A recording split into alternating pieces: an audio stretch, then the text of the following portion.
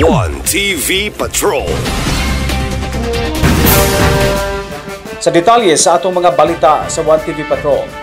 Mga lumad sa usamis mahigayon og selection process activity alang sa IPMR.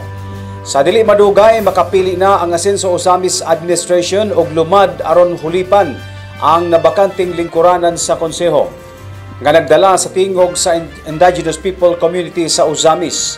Sa ulahing regular session sa konseho ning syudad, giaprobahan sa second and final reading ang resolusyon nga giduso ni Indigenous People Committee Vice Chairperson Consel Dinque Suizo nga nagtugot sa IP community nga makapahigayon og selection process activity sa Barangay Stimson, Abordo. Iyang gipasabot nga ang maong panagtigom sa IP community tumong niini nga makapili ang city chieftain og pila ka individual nga membro sa tribo og mao kini ang irekomendar sa konseho og sa buhatan ni Mayor Indy Wabinal.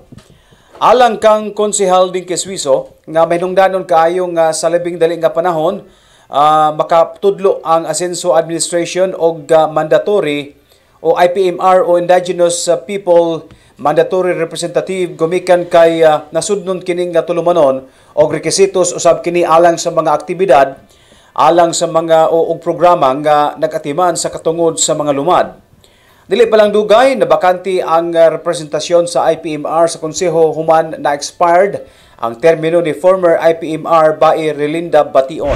This humble representation, Madam Chair, would like to pass a resolution approving the Indigenous Peoples Mandatory Representative or IPMR selection process activities by the Sabanan Tribe in Ozamis City. On first reading, Madam Chair, with reservation. For first reading with reservations, motion approved.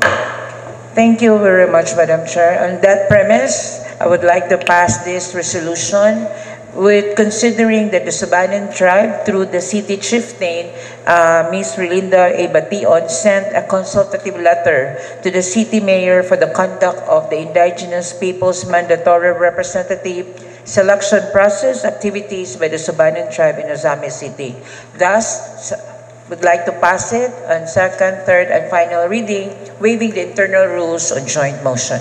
Manifested by the Honorable Suizo to pass this on the second and final reading, waiving the internal rules. One TV Patrol.